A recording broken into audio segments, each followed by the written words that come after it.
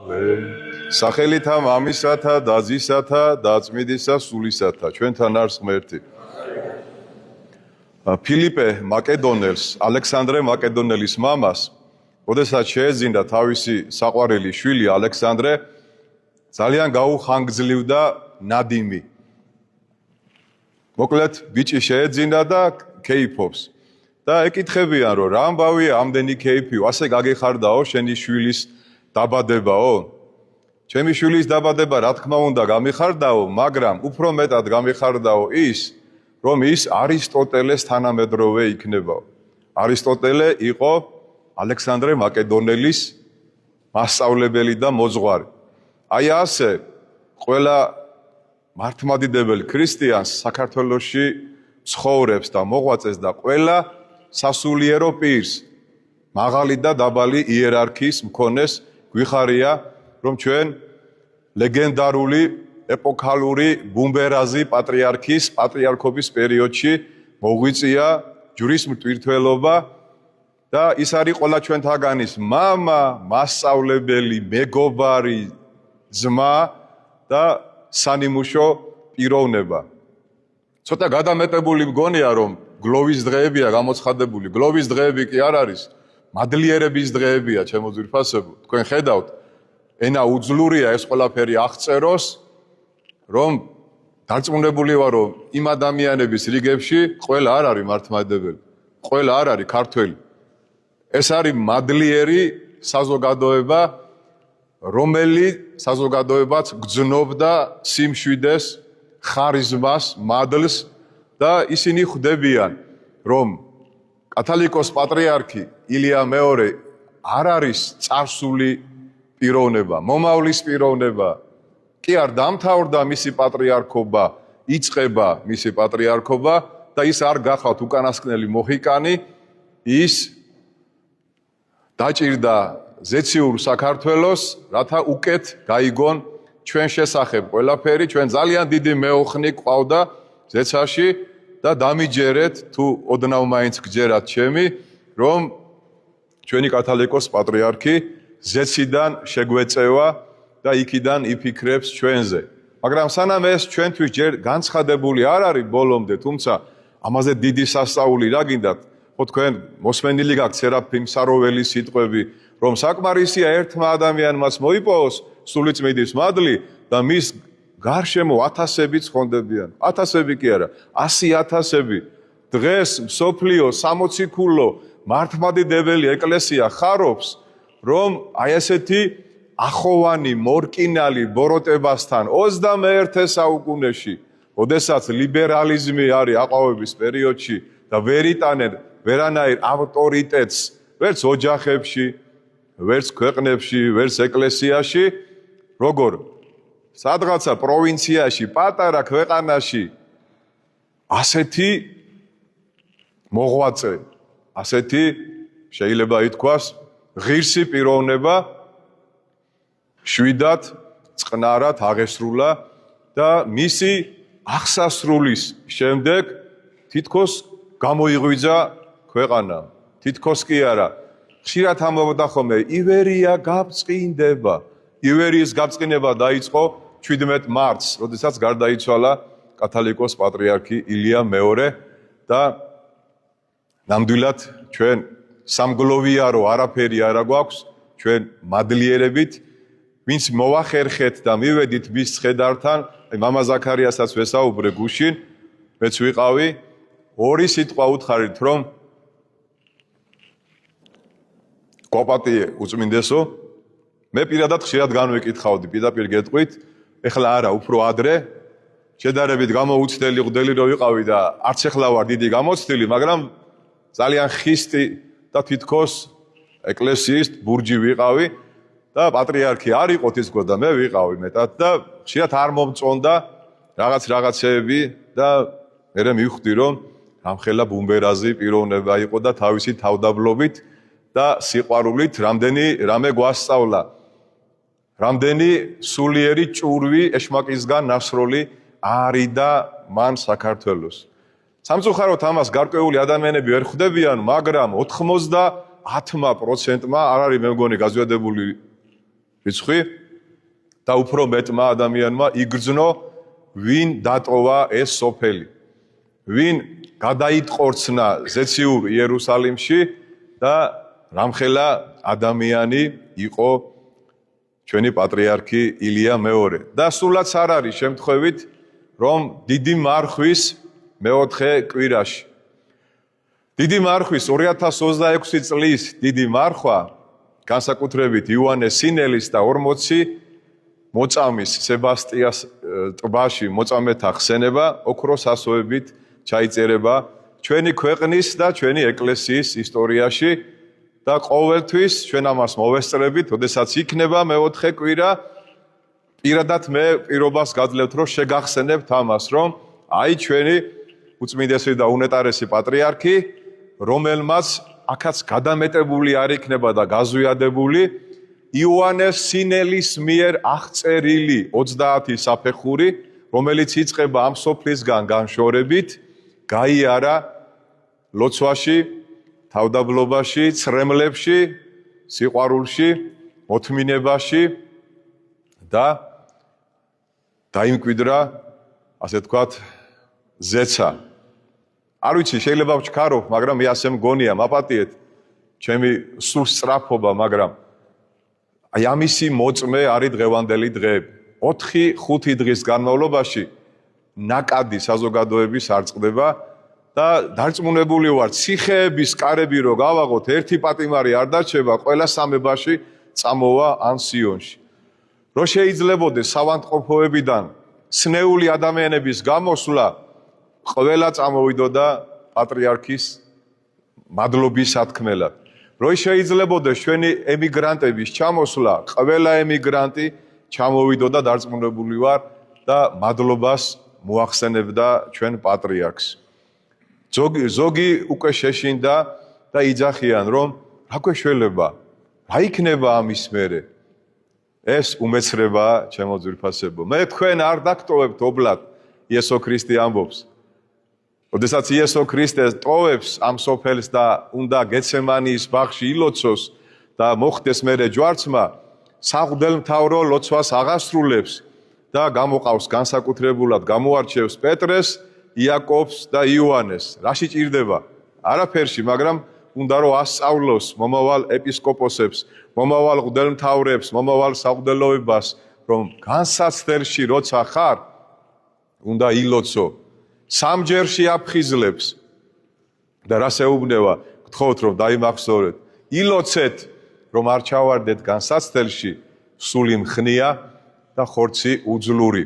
როგორ შეიძლება რომ დღევანდელ სახარებას არ შევეხოთ? როდესაც ეშმაკეული ჭაბუკი მიიყვანა მამამ და საყვედურობს ქრისტეს, ვევედრეო შენ მოციქულებსო და ვერ განკურნესო. ცოტა განაწყენდა თითქოს ქრისტე, ხო, როდემდის უნდა ვიყო თქვენთან. ეს მოდგმა ბოროტსულზე ამბობს, ხაზგასმით მინდა აღნიშნო, ვინც ლოცვას და მარხვას აკნინებს და ამბობს, რომ თითქოს ცხონებაში არ გამოგადგება არაფერში მარხვა და ლოცვა. ხოლო და მხოლოდ ერთ-ერთი საშუალება კი არა, ერთადერთი საშუალება ბოროტის განსვლის არის ლოცვა და არის მარხვა და არის მარხვა და არის ლოცვა. სხვანაირად არაწმინდა სული არ გავა ჩვენიდან. და საინტერესოა, უნდა ვიცოდეთ ყველამ, რომ ადამიანის გონებას უკეთებს ოკუპირებას ეშმაკი. პირველ რიგში, რამე თუ იცის რომ გული ცოტა ძნელად ასაღებია ადამიანის, მაგრამ აი გონება ძალიან მიდრეკილია ბოროტებისკენ, უკვე გახლეჩილია, დაზიანებულია, დაცემულია და ადამიანის გონების ოკუპირება ხდება. როდესაც გონება არის ოკუპირებული ეშმაკისგან, ნერვიული სისტემა ზიანდება. შეშლილი სახე, დუჟმორეული საუბარი, ყვირილი, წივილი, ჩხუბი, ეს არის სიმპტომები ეშმაკეული ადამიანის. ქრისტიანი არ ყვირის, არ წივის, არ ჩხუბობს. ხოლდამხოლოდ ის ადამიანი, ვისი გონებაც ეშმაკისგან არის შეპყრობილი, არის აი ესეთ მძიმე მდგომარეობაში და მათი სახის გამომეტყველებითაც მიხვდებით. და ყველაზე მთავარი სიმპტომი ეშმაკეული ადამიანის არის ყრუმუნჯობა, პირდაპირ გაგებით არა. რას ნიშნავს ყრუმუნჯობა? არ საუბრობ ღვთისმეტყველებაზე, კარგი არავისთვის არ გინდა და რაც მოგეცა არ გასცემ, არავის არ ეუბნები რომ იმარხულე, ილოცე, იყვარდეს, მიუტევე, შერიგდი, აპატი, არ გინდა, ამას არ ლაპარაკობ და ყური დახშული გაქვს, არ გესმის, როგორც ესაია ამბობს, თვალები აქვს და ვერ ხედავენ და ყურები აქვს და არ ესმით. რა არის სულიწმინდის გმობა? როდესაც შენ ხედავ რომ აი ამ უხუცესი პატრიარქის დაკრძალვაზე 100,000-ობით ადამიანი უკვე მილიონს გადააჭარბა ალბათ, მიდის და იძახი რომ რას ამბობ, რა პატრიარქი კაცო, ეგ იცი ვინ იყო და ეს ვინ იყო? ხარ სულიწმინდის გმობელი. როცა აშკარად სულიწმინდა მოქმედებს, მე პირადად არ ველოდებოდი ამ ხელა პატივისცემას. მე ველოდებოდი პატივისცემას, მაგრამ აი ამ ხელა პატივისცემას არ ველოდებოდი, რაც დათესა პატრიარქმა ის მოიმკო ჩემო ძვირფასებო და ამით დაგვარიგა. მე რო აღსარებას ვიბარებ ხოლმე და რამოდენიმე ათეული ადამიანი გაჩერდება, რამის ყურშასავით გამოვიდე ხოლმე რომ რა მაგარი ვარ, რამდენი ადამიანის აღსარებას ვისმე.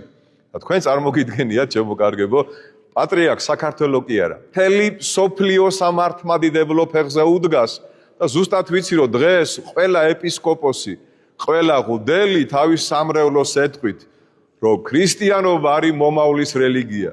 ქრისტიანობა კი არა კნინდება, ეხლა არის აღორძინების ხანაში და ყველაზე თანამედროვეა გუშინ, დღეს და ხვალ ქრისტე არის ერთი და იგივე. ის რაც ხდებოდა ოქროპირის დროს, ბასილი დიდის დროს, სერაფიმ საროველის დროს და დიდი მღვდელმთავრების დროს, აი ეხლა ჩვენ თვალწინ, ეხლა ეს რომ ჩვენ მოგესმინა რომ ბასილი დიდის დაკრძალვა იყო ასეთი, იოანე ოქროპირის, არ გაგიკვირდებოდა, ხო? ჩვენ თვალწინ, ჩემო ძვირფასებო, ჩვენი უხუცესი პატრიარქი თელმა საქართველომ კი არა, თელმა მსოფლიომ, როგორი სიყვარულით, რუსების გულიც კი, აი ცივი გულები რო აქვთ რუსებს, აი ესენიც კი მოდრიკა და თუ უყურებთ ალბათ თქვენ, ხო? უცხოეთი, რუსეთი, ყველა სადაც კი საცეცხლური გაქნეულა, სადაც კი ჯვარი გადაუსახიათ და სანთელი ანთებულა ყველგან სვეწეიში ილიავტაროის ამბობენ. უწმიდესი და უნეტარესი და მე მჯერა, რომ პატრიარქის გარდაცვალება საქართველოს გაამთლიანებს, საქართველოში მაცხოვრებელ ადამიანებს დააფიქრებს, ვინც უკვე მართლმადიდებლები არიან, რამხელა საგანძურის მფლობელები არიან და ვინც არ არიან მართლმადიდებლები, ვიცი რომ ბევრი მოინათლება და ბევრი იტყვის რომ აი მე მინდა ვიყო იმ ეკლესიის წევრი, რომელ ეკლესიაშიც ახოვანებით მორკინალი უწმიდესი და უნეტარესი პატრიარქი მოღვაწეობდა. მისი გარდაცვალება უფრო მეტ ადამიანს მოაქცევს, მეტი ადამიანი დაფიქრდება, რომ ღმერთი არსებობს და ჭეშმარიტება მართლმადიდებლობაშია და ეს იმპულსი საქართველოს ეკლესიიდან მთელ მსოფლიოს გადაეცემა და დამერწმუნე ჩემო ძვირფასებო, რომ დღეს და ხვალე კი არა, ეს წელიწადი სულ ამაზე იქნება საუბარი. სულ ამაზე იქნება, დღეს მოგეხსენებათ, რომ ყველანაირი სოციალური ქსელით საშუალება არის, რომ ყველა პირდაპირ ეთერში ნახონ ეს ყველაფერი. ეს არ არის რაღაცა, ხო, აპატიე და დაგეგმილი რაღაცა შოუ, ეს არის ჩემო ძვირფასებო, სულიწმინდის აყვავება. ეს არის საოცარი პერიოდი და ჩვენ რა ბედნიერები ვართ, რომ აი ამ ყველაფერს უყურებთ პირდაპირ ეთერში და მე მჯერა რომ ჩვენში ძალიან დაბლა დაიწევს ეგოიზმი, ძალიან დაბლა დაიწევს შური, ბოღმა, განკითხვა და ამის მერე უფრო მეტი სიყვარული გვექნება, უფრო მეტი თავდაბლობა გვექნება, უფრო მეტი რწმენა გვექნება და უფრო მეტად სასულიერონი და საერონი ვიქადაგებთ ერთი წმინდა სამოციქულო მართლმადიდებელი ეკლესიის სწავლებას. ეხლა მთავარი რომ არ დაგვავიწყდეს, თუმცა ეს რაც ვთქვი, ჩემთვის ეს უფრო მთავარია. არ ეწყინება არც იოანეს სინერს, არც სებასტიას ტბაში მოწამე 40 წმინდანს, მაგრამ ჩვენი ცხოვრება, ჩვენი სულიერი ცხოვრება უნდა გავაგრძელოთ და მე მინდა იოანეს სინელის კიბის აღწერიდან 7 სწავლება შემოგთავაზოთ, რომ მივხვდეთ, რატომ არ ხულობ, ამდენი ხანია ეკლესიაში ვარ, იზრდება ჩემი სული თუ კნინდება და მცირდება. პირველი რაც ჩვენმა სულმა უნდა იგრძნოს, როდესაც ჩვენ მარხვაში ვართ და ვცხოვრობთ ეკლესიური ცხოვრებით, ეს გახლავთ ცოდვების გაცნობიერება. ოღონდ ჩვენს მეგობრებში კი არა და ჩვენს მეუღლეში და ჩვენ ათესავებში კი არა, მაგრამ ჩვენ კარგად ვხედავთ ყველაფერს, ხიბშია, ეს აფერისტია, ეს ფარისეველია, ეს შურიანია, არა. ყველაფერს შენ კარგად ამჩნევ სხვაში იმას, რაც შენ თვითონ გაწუხებს. ესე იგი შენ სხვაზე ამბობ, რომ ვერცხლის მოყარეა? შენ ახარ ვერცხლის მოყარე.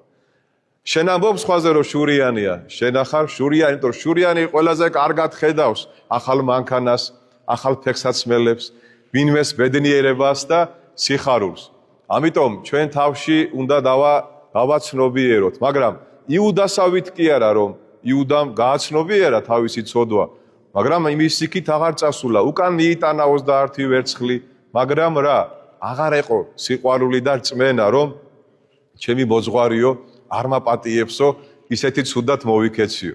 აი ამიტომ გაცნობიერება ნიშნავს იმას, რომ მე ვაღიარებ ავაზაკივით, რომ ცოდვილი ვარ, შევცოდე რაც დავთესე, იმას ვიმკი, მაგრამ ღმერთის კაცთმოყარეობის მჯერა. კითხულობ ზიარების წინა ლოცვებს, სადაც წერია, რომ არც ერთი ცოდვა არ აღემატება ღმერთის კაცთმოყარეობას. ვერაფერს ისეც ვერ ჩაიდენ, რომ ღმერთის კაცთმოყარეობა შებრუნდეს შენსკენ და ღრუბელი ჩამოწვეს შენსა და ღმერთს შორის. მეორე, ეს არის სიმდაბლის სურვილი. ეხლა რო თქვათ, რომ სიმდაბლე არას, სიმდაბლის სურვილი, მინდა რომ თავდაბალი ვიყო. ვიცი რომ არა ვარ და მინდა რომ თავდაბალი ვიყო. რა არის თავდაბლობა? როდესაც მე ტაძრის წინამძღვარს მოჩვენებით კი არა, მართლა მეგონება, რომ მამა ზაქარია, მამა ექვთიმე და მამა ზაზა ჩემზე კარგი მოძღვრები არიან, აი მაშინ ვიქნები თავდაბალი. ოღონდ მოჩვენებითად კი არა, რომ ვიღაცას მოვაწონო ეს და ფარისევლურად. მართლა შინაგანად რო წარმოვიდგენ, რომ მე წინამძღვარი ვარ და თითქოს მეტი მრევლი მყავს, არა, რომ დავწმუნდები, რომ მე უფრო მეტად სოდვილი ვარ, ვიდრე სხვა მამაოები და ამას მე ესე ყელმოღერე, ეგეც დიდი ფარისევლობაა, ვინც ამბობს, რომ ყველაზე მეტი სოდვილი ვარ, ეგეც კარგად შენიღბული სახიობობაა, ჩემო კარგებო რა. არა ვარ ყველაზე დიდი სოდვილი, მაგრამ საპრიზო ადგილზე ნამდვილად ვარ. ვნებების შესუსტება, მესამე, ვნებების შესუსტება. რა არის მარხვა? ზუსტად ეგ, რომ საკვებს ვიკლებ, ნუგბარს ვიკლებ, ტკბილია, მწარია, მჟავია, რა ძალიან მიყვარს, ვიკლებ, რომ ის სახედარი, რომელმაც სული უნდა მიიყვანოს სასუფეველში, არც ისე არ უნდა დაუძლურდეს, რომ დავარდეს მაგდანას ლურჯასავით და არც ისე გაზრქელდეს ლუარსაბი და დარეჯანებით, რომ ვერ გაიგოს ავთანდილი რა მდგომარეობაში იყო. ავთანდილი ამბობს, კაცია ადამიანი, კაცი ვარო ადამიანი და უნდა რომ მიხვდე ლუარსაბი ვინ არის, ჯენ უნდა გაიგო ვინ არის ავთანდილი, როგორი კაცია ავთანდილი და როგორი ადამიანია. რა სიმაღლეზე აიყვანა რუსთაველმა ადამიანი საქართველოში, რომ ავთანდილი არის ეტალონი კაცობის, ვაჟკაცობის და მე მიხვდები სად ჩამოვიდა მე-19-21 საუკუნეში ადამიანი, ავთანდილი და ლუარსაბი შეადარეთ. ეს ილიას კი არ მოუგონია. ვეფხისტყაოსთან არის ნასესხები, კაცია ადამიანი. ხა შეადარეთ, ჩემო კარგებო, გინდა ფიზიკურად, გინდა საქმეებით, გინდა გარეგნობით, ავთანდილი ყოველთვის ვითვლებოდა საქართველოში გმირობის, მაკაცობის, მეგობრობის, კაცობის ეტალონად. ლუარსაბზე აღარ მინდა საუბარი, ვინ იყო ლუარსაბი კი იცით კარგად, ხო? აი ამიტომ ვნებების შემცირება გვიხსნის ლუარსაბიზმიდან. ორაგული ჯობია თუ თართი. უკვე ახლა კითხულობს ხალხი, მირკის ხარებას მამაო თევზი იჭმება თუ არა? უკვე აინტერესებს. ხო საინტერესოა რა? აი ეს ლუარსაბი მაინც ცხოვრობს ჩვენში. არ იჭმება, არა. ბზობამდე მოვითმინოთ და ბაზარე შაბათამდე. ლოცვის სურვილი, გასაინტერესოა. ყველას გვიჭირს ლოცვა და რატო იცით? ლოცვა არის პირდაპირ პროპორციული რწმენასთან. ვინც უფლის სახელს ახსენებს, პავლე ამბობს, რომაელთა ეპისტოლეში ცხონდება. უფლის სახელის ხსენება რაში ნიშნავს? რომ მე უფლის რწმენა მაქვს და უფლის რწმენით ვაკეთებ საქმეებს და ვევედრები მას. მიყვარს, ვემორჩილები და ის არის ჩემი ღმერთი. შეყვარებულები ხო ყოფილხართ ახალგაზრდობაში, არც ახლა ხართ მოხუცებულები. გინდა რომ სული მისი სახეს ხედავდე, მას ესაუბრებოდე, მალე დაღამდეს და მალე გათენდეს რომ ნახო და ესაუბრო, ხო? აი ეს არის ლოცვა. ლოცვა მოდის რწმენიდან და თუ შენ ჯანსაღი რწმენა რომ ღმერთი არსებობს, გიჭის, გილხის, ცუდად ახარ, კარგად ახარ, რა მდგომარეობაშიც გინდა იყო, ეღუღუნები ღმერთს, ესაუბრები, მადლობა შენ და ღმერთო, დიდება შენ და ღმერთო, შემიწყალე მე ღმერთო, დამეხმარე ღმერთო. ადრე ჩაგაწერინეთ 4 ლოცვა, ხო? მილიონობით ნახვა ქონდა, მოეწონათ. ის კი დაავიწყდათ, მე ვუთხარი, ეს ხანდახან უნდა თქვათ მეთქი. ყველას მოეწონა მოკლე ლოცვა. რა კარგი ყოფილაო, რა მარტივია, რა გვინდა ამდენი ლოცვაო, აგერ ვიტყვი დიდება ღმერთო, მადლობა ღმერთო, შემიწყალე და დამეხმარე ღმერთო. რა კარგია რა, შენ დაუკარ. არა, ეს როცა არა გაქვს დრო, რო წაიკითხო თლიანად, ეგ მაშინ უნდა თქვა, საჭესთან ახარ სამსახურში მიხვედი და უამრავი საქმე დაგხვდა, განკითხვა კი არ უნდა დაიწყო ხელმძღვანელობის. დამეხმარე ღმერთო, რომ დაალაგდება ყველაფერი. სახში მოხვედი, პულტი კი არ უნდა აიღო მაშინვე და მეუღლეს კი არ უნდა ეჭხუბო. მადლობა ღმერთო, რომ სახში მოვედი და ბალისტიკური რაკეტები რო არაფრინავენ ჩემი სახლის თავზე. ხო იცით ახლა უკვე სოფლიო შეიძლება თამამად ითქვას, რომ სოფლიო ომის დაწყების ნიშნებია. თუმცა არ გავასწრებ მოვლენებს, ჩვენ ყველაფერს ღმერთი გვანახებს რა იქნება და როგორ იქნება. ლოცვის შემდეგ მეხუთე არის სიმშვიდე გულში.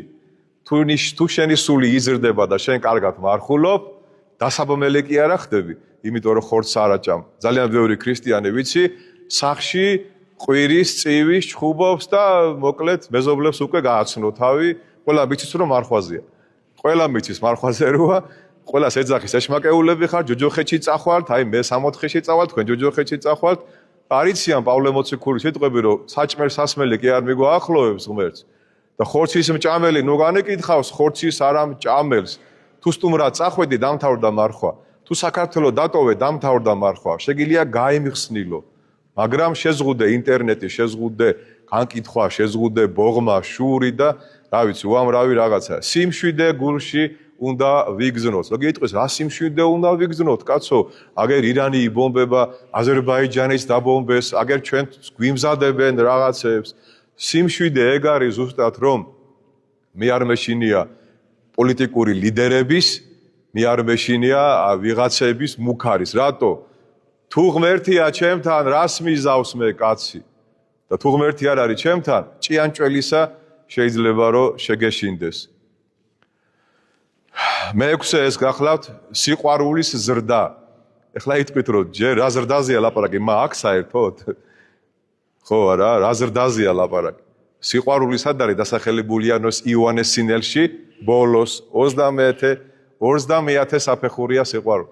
ანუ სიყვარული რომ გქონდეს 29 საფეხური უნდა გაიარო ჩვენი პატრიარქივით და მერე შეიძლება გქონდეს პრეტენზია რომ სიყვარული გაგაჩნია. ამიტომ ვითხოვოთ და გაგვახსენდეს მამა გაბრიელის სიტყვები რომ სიყვარული ისწავლება, მაგრამ ქართველ კაცს როგორ ასწავლე? ქართველებმა ხო ყველაფერი ვიცით კაცო. როგორ ასწავლი? ყველაფერში პროფესორები ვართ, აკადემიკოსები ვართ, რა სიყვარულს ასწავლი? იმხელა ყანწს დაიჭერს ხელში რომ უთხრა რომ სიყვარული გააქო, შეიძლება გაბრაზდეს, რა ასლაპარაკო. მაგრამ ის სუფრა, რომელიც იწყებოდა პატრიარქის ქებადიდებით, თავდებოდა დედის გინებით და ჩხუბით და აყალმაყალით. და ბოლოს ღმერთზე მინდობა, რაც ყველაზე ძალიან გვიჭირს. რას ნიშნავს შემოძვირფასებო ღმერთზე მინდობა? ღმერთზე მინდობა ნიშნავს იმას, რომ მე არანაირი კარტაზე ფული აღარ მაქვს, ან რაღაცა 20 ლარი დამჭა, ხელფასი შეიძლება აღარ ავიღო, სახში აღარც ფქვილი მაქვს, აღარ ჩაქარი მაქვს, არაფერი აღარ მაქვს, მაგრამ თავპირი კი არ ჩამომტირის. ვეუბნები ჩემ მეუღლეს, ნუ გეშინია ღმერთი, ხვალე გამოაჩენს. ოღონდ ეს იმას არ ნიშნავს, რომ შენ გულხელი უნდა დაიკრიფო.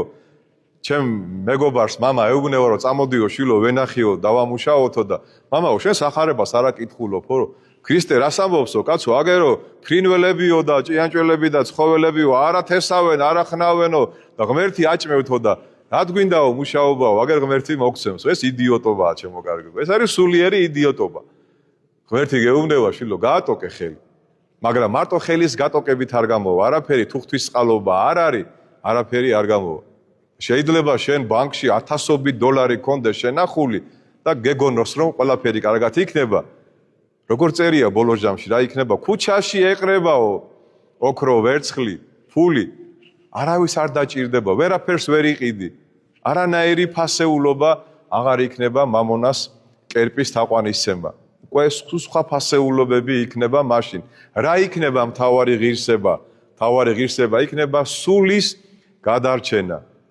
სულის ხონება და ამ ყველაფერში ჩვენ გვეხმარება დედა ეკლესია ჩვენ ამ ყველაფერში გვეხმარება ლოცვა მარხვა ჩვენი წმინდანები ღირსი იოანესინელი რატო არის მეოთხე კვირას იოანესინელი და არ არის პირველ კვირას არ არის მეორე კვირას არ არის მესამე კვირას იმიტომ რომ როგორც კი შენ პირველი კვირა იმარხულე ღმერთმა დაგიდგინა ზეიმი მართლმადიდებლობის რომ აი შენ ამის გულისთვის მარხულობ ასეთი ჭეშმარიტი რწმენა გაქვს მეორე კვირა ისეთ პიროვნებას ახსენებს როგორიც არის პალამა გრიგოლი რომ ასეთი სარწმუნოების დაცვა საჭირო და იყვნენ წმინდანები ვინც ამას იცავდნენ შენ დაიწყე ამის დაცვა და ძალა შემოგელია ჯვარი გამობრძანდა გამშვენებული რომ გამხნევდე და ჯვარი რომ გამობრძანდა და აიღე რას გეუბნება ქრისტე შემომიდექი მე და შემოდგომა ნიშნავს აი ამ საფეხურების გავლას რომ მივიდეთ უფალთან და მეხუთე კვირა